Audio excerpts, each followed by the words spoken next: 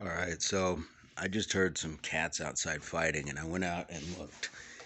And wouldn't you know, my cat, who used to get picked on all the time, was up on someone else's second floor going after another cat.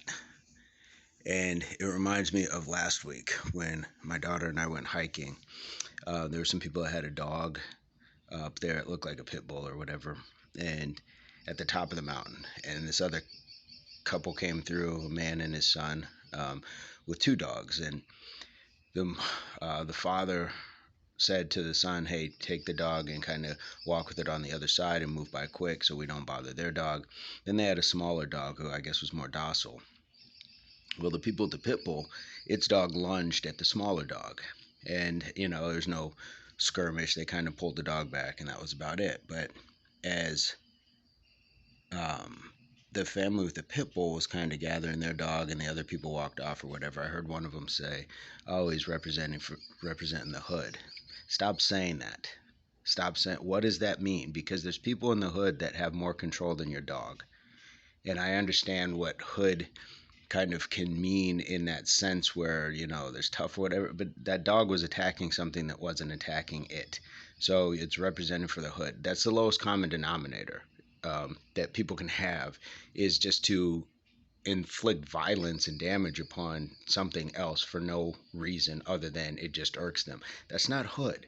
There's a lot of people that live in the hood that don't think that way. That's just violent. That's just, do you call it psychopathic? That's just, it's not humane. And I guess you can say with dogs it's different, it's territorial, but the fact that that man had said that is what makes it an inhumane thought to me. It's like, is this what you're instilling in this dog? Is this what you're instilling in your children? Is this just what you do? So got me thinking. Hood, come on guys, we know people that live in poverty that aren't the way it's depicted in movies and things like that. Yes, are circumstances tougher? Absolutely. But that doesn't mean that hood immediately means violence and striking out blindly. And proof. If you're a hood, and you see in the stereotypical sense, they want to drive nicer cars.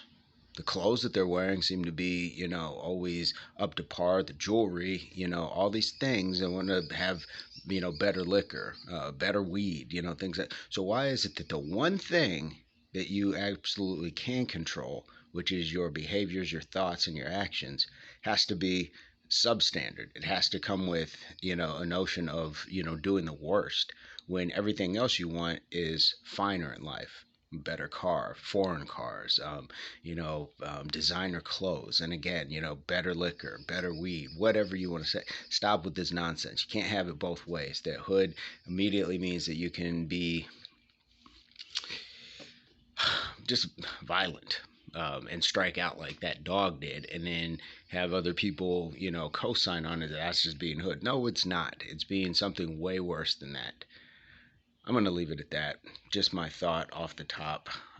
And I'm going to go find my cat and tell him to stop acting hood, because that's not us. Peace, love, unity, solidarity.